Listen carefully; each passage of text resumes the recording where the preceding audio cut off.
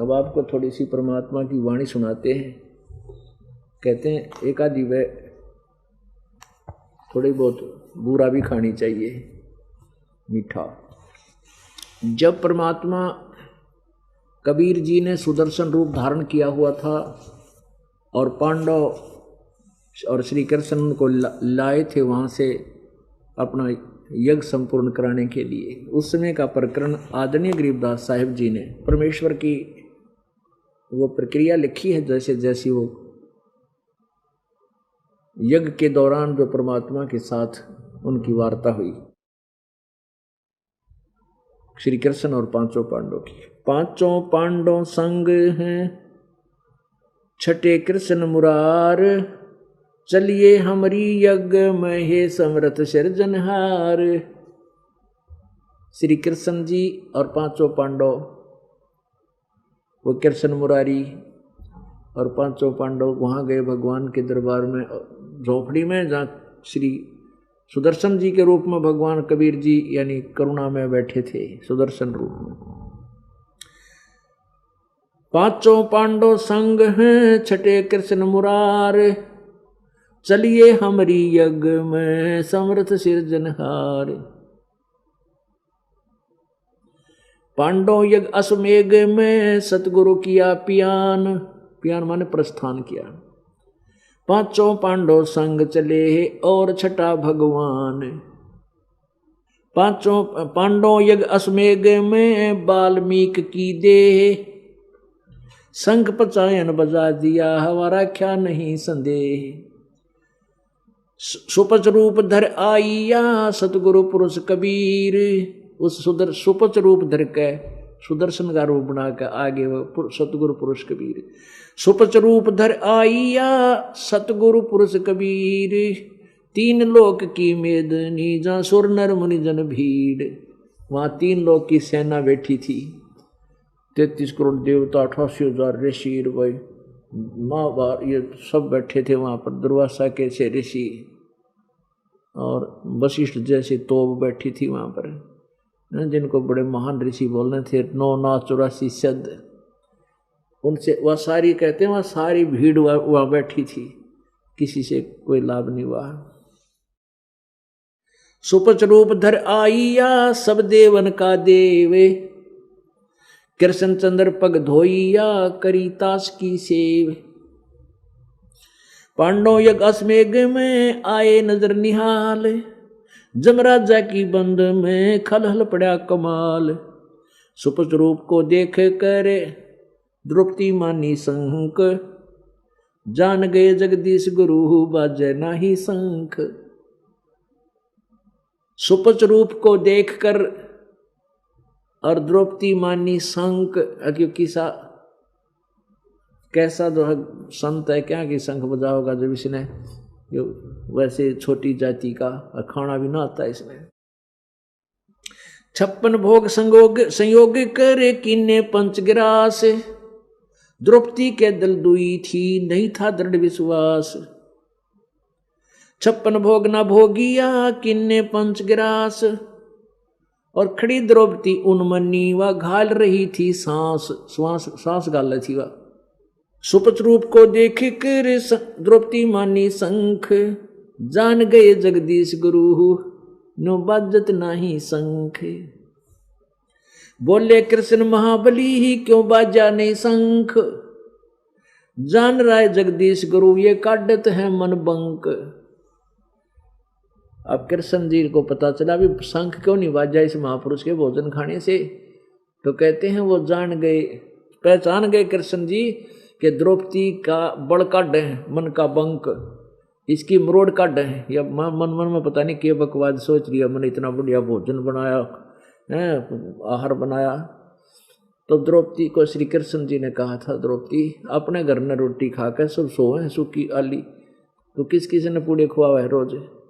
ये तो एहसान किया तेरे ऊपर, ये महापुरुष भगत आ गए तेरे और भोजन पखा गए, तेरा कुछ पुण्य बन गया, शुक्र मना इस महापुरुष का।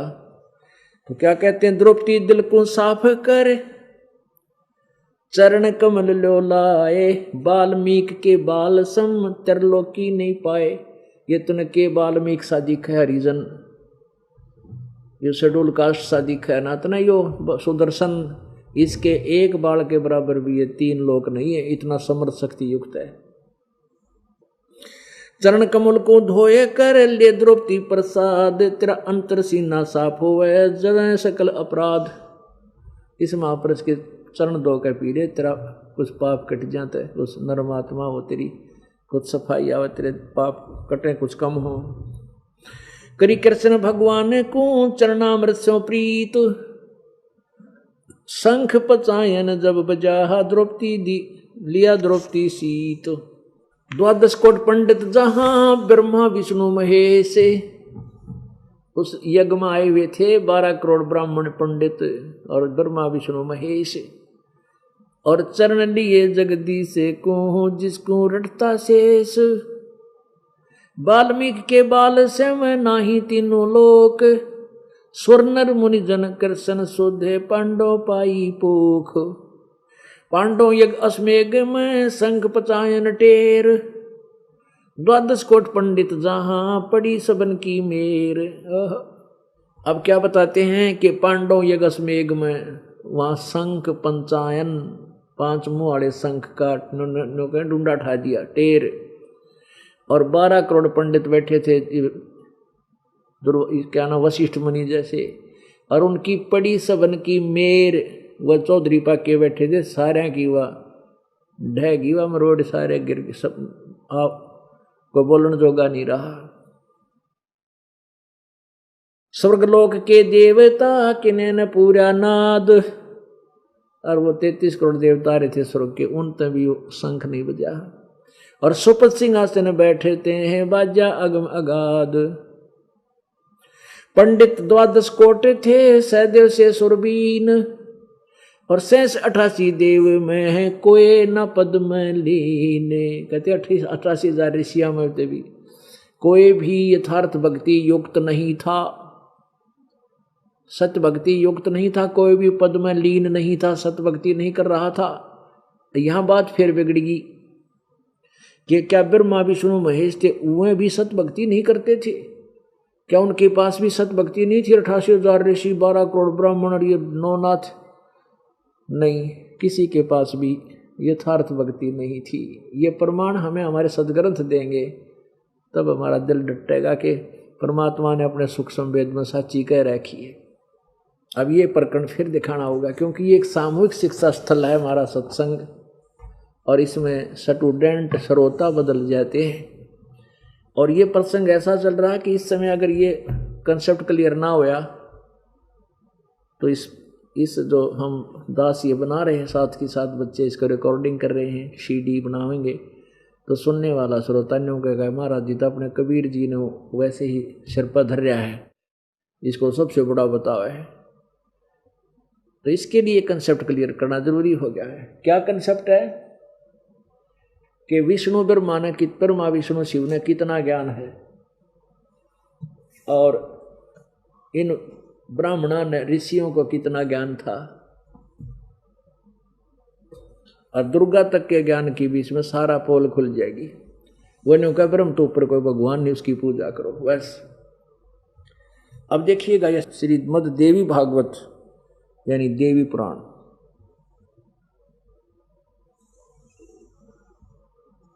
गीता प्रेस गोरखपुर से प्रकाशित है।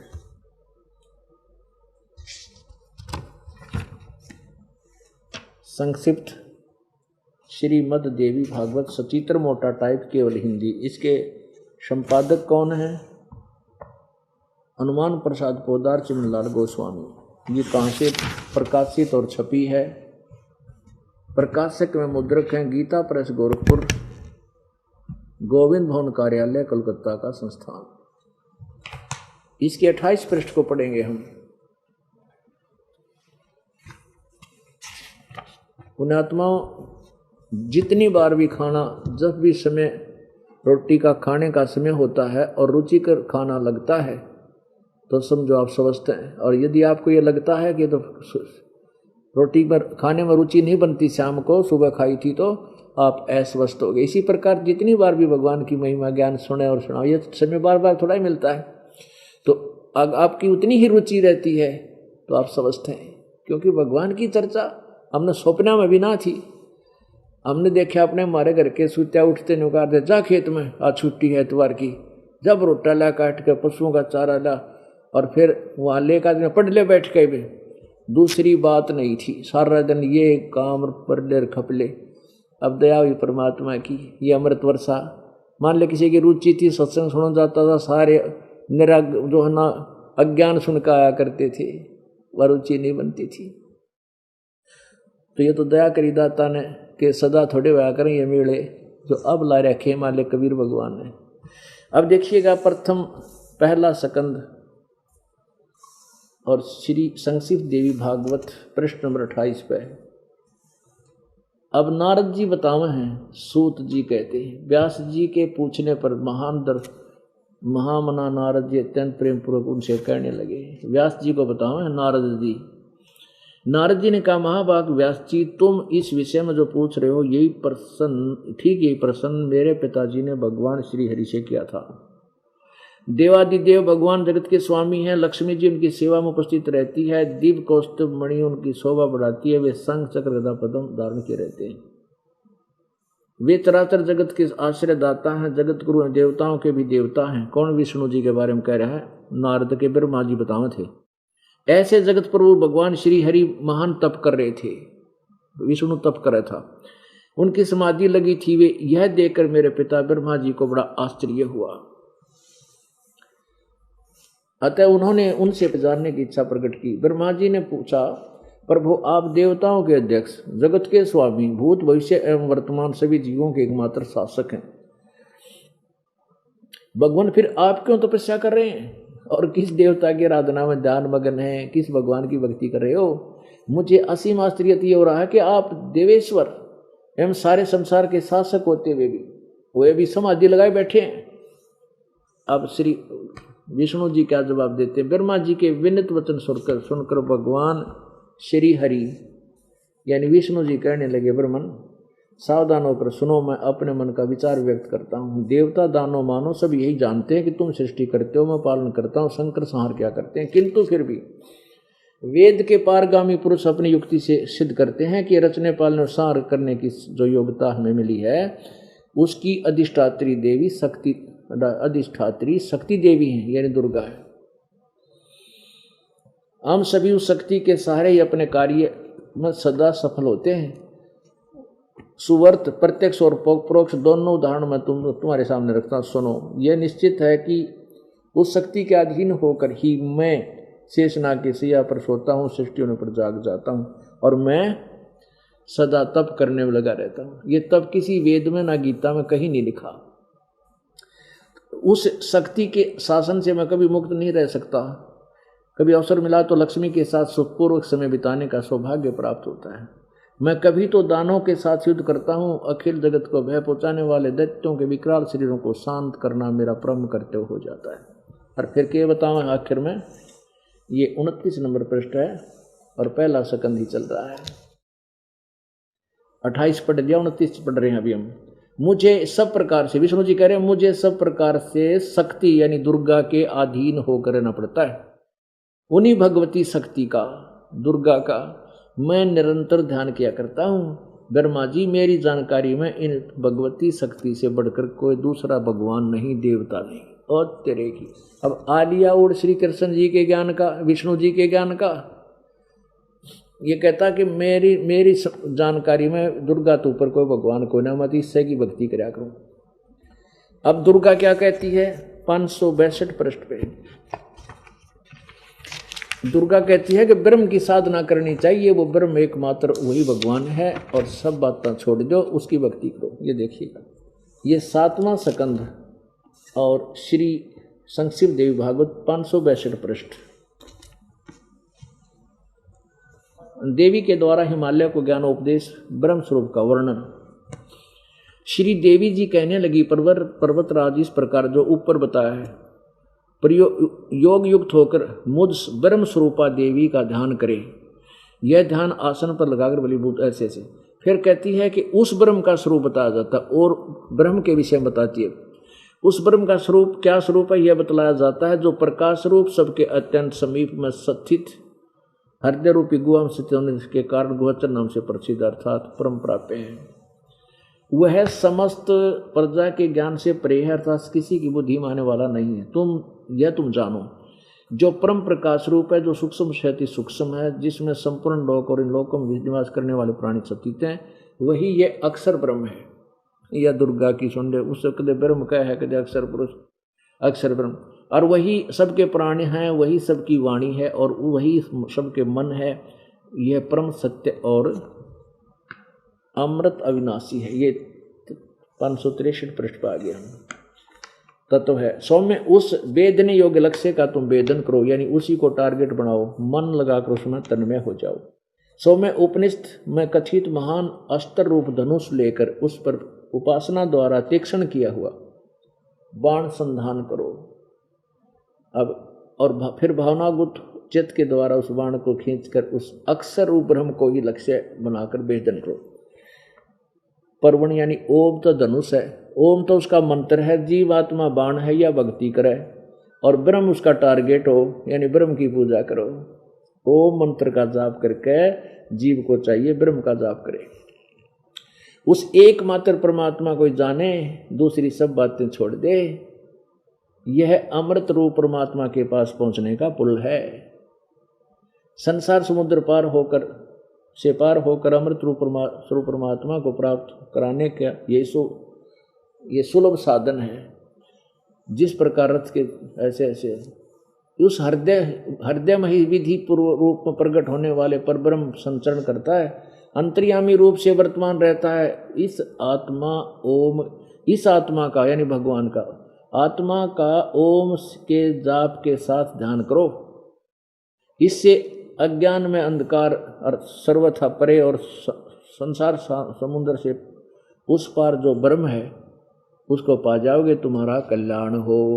दुर्गा कहे ओम का जाप कर ब्रह्म ने प्राप्त कर ले, उसकी पूजा करो और अन्य सब बातें छोड़ दे, दूसरी सब बातें छोड़ दे, उस परमात्मा को जानो। और यह सबका आत्मा ब्रह्म की पूजा करो। वो ब्रह्म लोक दिव्य आकाश में स्थित है, सत्सा है। आगे लास्ट में इसी का 563 में और देखो एक लाइन रहेगी नीचे, आकाश में वह ब्रह्म लोक में स्थित है। और नीचे लिखा है यह संपूर्ण विश्व सर्वश्रेष्ठ ब्रह्म ही है, यानी सबसे श्रेष्ठ ये ब्रह्म है और सारा कुछ ये ब्रह्म, यानी आखिर में घुमा फिरा कर ब्रह्म पहला छोड़ा। ये ब्रह्म की पूजा करो, दूसरी सब बातें छोड़ दो। अब और देखो, अब फिर कहते हैं सतयुग में ब्राह्मण वेद के पारगामी बड़े पूर्ण विद्वान होते थे, दुर्गा की पूजा करते थे। ये 5 मिनट की जो है ना, इस लालटेन के चांदने में सारा कंसेप्ट क्लियर हो जाएगा कि कितना तो दुर्गा ज्ञान था और कितना इन ब्राह्मण ऋषियों को ज्ञान था और कितना ब्रह्मा विष्णु महेश को ज्ञान था, वह क्या साधना करते थे। यही दुर्गा पुराण, देवी पुराण, इसके 414 पृष्ठ पे यानी 6ठे स्कंद में ये देखिएगा, 6ठा स्कंद श्री संक्षिप्त देवी भागवत 414 पृष्ठ पे जन्मेजय ने पूछा, महाभाग किस युग में कैसा धर्म का स्वरूप है, इस संपूर्ण विषय को विशेष रूप से बताने की कृपा कीजिए। व्यास जी बोले, राजन, यह निश्चय है कि सतयुग में ब्राह्मण वेद के पूर्ण विद्वान थे। अब सतयुग के ब्राह्मणों की यह स्थिति है, त्रेता द्वापर कलयुग में तो और लास्ट की बात है। उनके द्वारा निरंतर भगवती जगदम्बा यानी दुर्गा की आराधना होती थी। भगवती का दर्शन करने के लिए उनका मन सदा ललायित रहता था। और 562-63 पर आपने देख लिया। अब क्या कहते हैं, ब्राह्मण वेद के, सतयुग के ब्राह्मण वेद के पूरे विद्वान होते थे और वह दुर्गा की पूजा करते थे।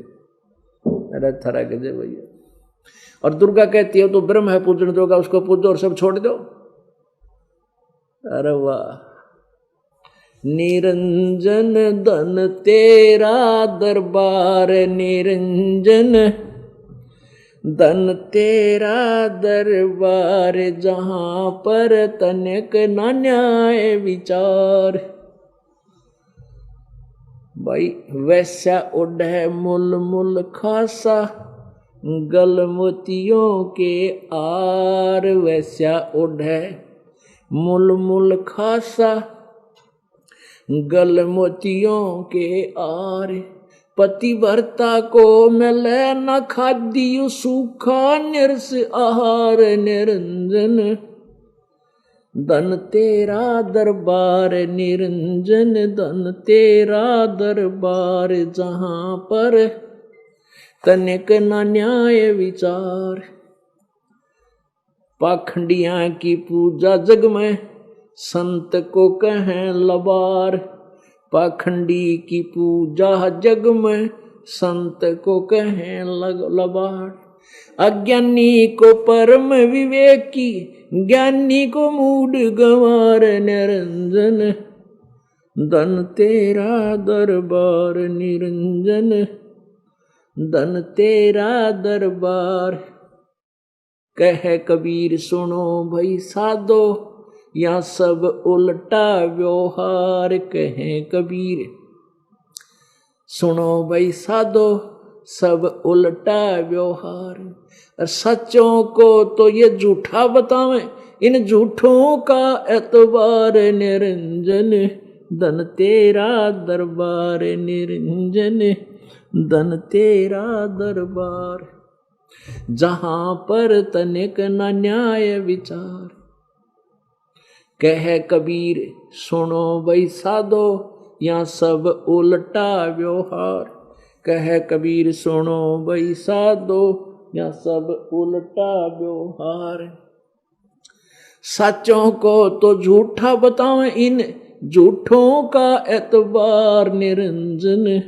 धन तेरा दरबार निरंजन, धन तेरा दरबार। परमात्मा कबीर भगवान आज से 600 वर्ष पहले 120 वर्ष बता के गई हैं बातें, जो दास आपको प्रमाण कर रहा है वेदों और गीता में और पुराणों में।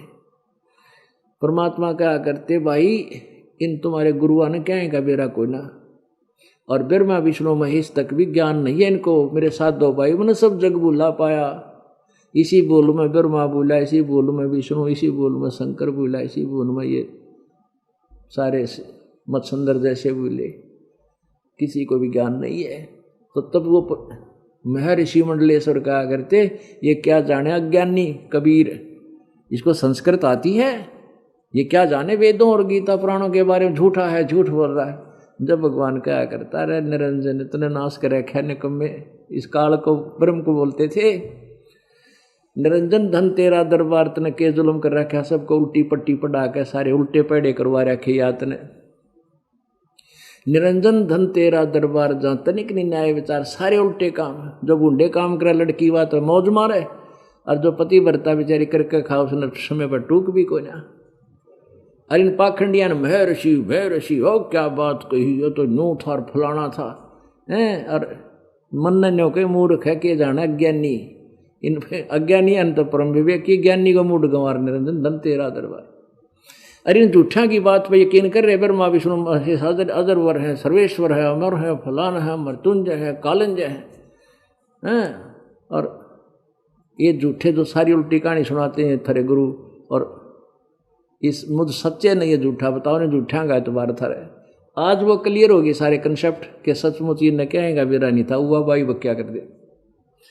पंडित द्वादश कोटे थे सहदेव से सुरबीन, 88 देव में कोई न पद्म लीने।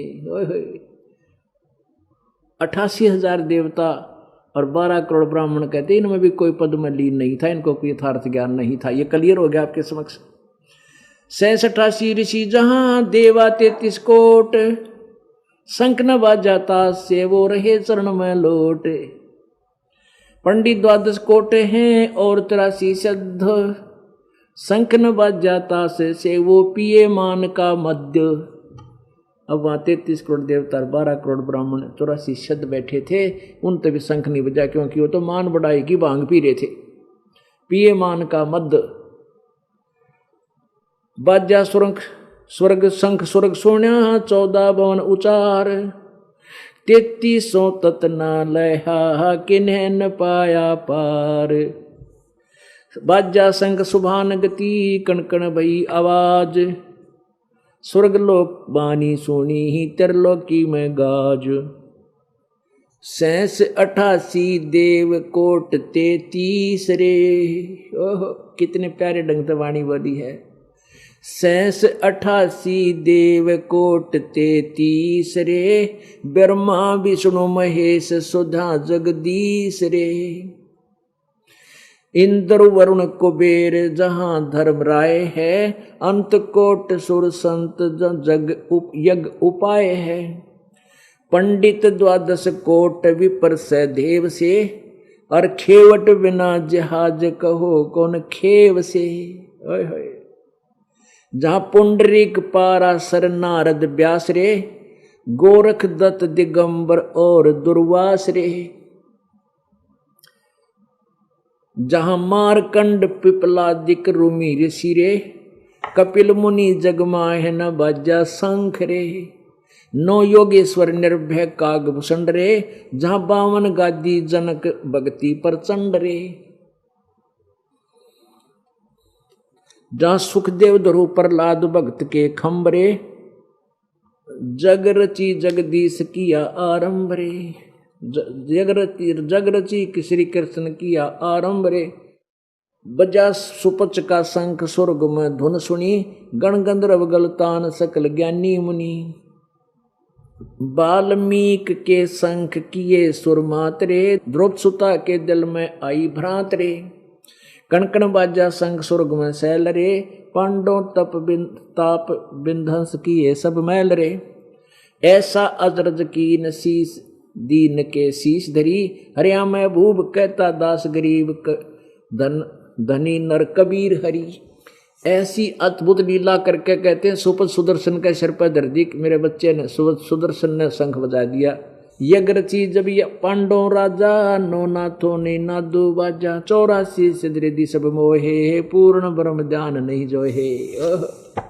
पुणात्माओं ये वो सूक्ष्म वेद है जिसके विषय में गीता जी अध्याय नंबर 4 के श्लोक नंबर 32 में कहा है कि वो सच्चिदानंद घन की वाणी में उन्होंने अनुवाद गलत किया है। अनुवादकर्ताओं ने ब्रह्म वेद की वाणी लिख दिया, ब्रह्मण का अर्थ कर दिया वेद, जबकि 17वें अध्याय के 23वें श्लोक में ब्रह्मणे का अर्थ है सच्चिदानंद घन ब्रह्म। और ये सही अर्थ है। ये जहाँ विचलित हो जाते थे, ये अडंगा कर देते थे ज्ञान का, उड़े गोबर कर बैठे थे। अब सच्चिदानंद घन की वाणी में ये कबीर परमात्मा ने अपनी महिमा, अपना ज्ञान सर्व कबीर जी ने गरीबदास जी के अंतःकरण में फैक्स कर रखा था, और वही बोल रहे हैं परमेश्वर की महिमा को। यज्ञ रची जब पांडव राजा, नो नाथों ने नादू बाजा। जब पांडवों ने यज्ञ रची तो 9 नाथों से भी शंख नहीं बजा। 84 सिद्ध रिद्धि सब मोहे, पूर्ण ब्रह्म ध्यान नहीं जो है। वहां 84 सिद्ध रिद्धि सिद्धि करे बैठे थे, तो उन्होंने पूर्ण ब्रह्म ध्यान नहीं जो है, उस पूर्ण परमात्मा की भक्ति उन्होंने करी नहीं। कोट 33 यज्ञ के माही, सुर नर मुनि जन गिनती नाही। 56 कोट जहां थे यादो, जिनसे नाही बाजा ना दो। अरबों वक्ता वेद उचारी, ना भई शंख यज्ञ संपूर्ण सारी। 60 दर्शन की गिनती नाही, अनाथ जीव जी में बहु माही। सुर नर मुनि जन तपासनासी, दंडी वृक्त बहुत उदासी। काम धेनु कल्प कृषि लाए, 3 लोक के सुर नर आए। 5 पांडव कृष्ण शरीरा, जिनसे यज्ञ नहीं भई थीरा। 5 पांडव श्री कृष्ण समेत भी उनसे भी यज्ञ पूर्ण नहीं हुई। एक वाल्मीक नीचे कुल साधु, जिन शंख पचायन पूरे नादू। और गणो माया के पूता, ब्रह्म जोगनी सभी धूता। कहते हैं कि वाल्मीक छोटे कुल का संत, और जिसने शंख बचाने का डुंडा उठा दिया। और कहते हैं ये और गणो माया के पूता, ये तो माया के पुजारी थे, माया के बेटे। और ये इस माया ने इनको विचलित किया हुआ था, ये भगवान नहीं चाहते थे। अब इसमें सभी के विषय में बताया है कि 88 देव कोट 33 रे, ब्रह्मा विष्णु महेश सुधा जगदीश रे। यहाँ के भगवान सहित बैठे थे वहां पर, ब्रह्मा विष्णु महेश जैसे। और इंद्र कुबेर वरुण जहाँ धर्मराय है, अंत कोट सुर संत जो यज्ञ उपाई है। पंडित द्वादश कोट विप्र सहदेव से, और खेवट बिना जहाज कहो कौन खेव से। अब पुण्यात्माओं परमात्मा कहते हैं बिन दुल्ह है बरात कहो किस काम की, और ठोर ठोर अटक नावरिया चाम की। अब दुल्ला ना हो, दुल्ला ना हो और बरात का टोल जा बैठा किसी का बार ना गया, कोई पानी भी ना पियाओ ना, या खास बात समझ लियो, कोई पानी भी ना पूछा, इतने मलंग आ गया क्या करना है भाई तुम्हें।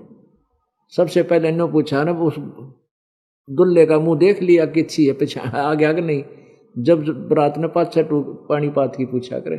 तो यहां कहते हैं बिन दुल्हा बरात कहो किस काम की, और वहीं यहां पर कह रहे हैं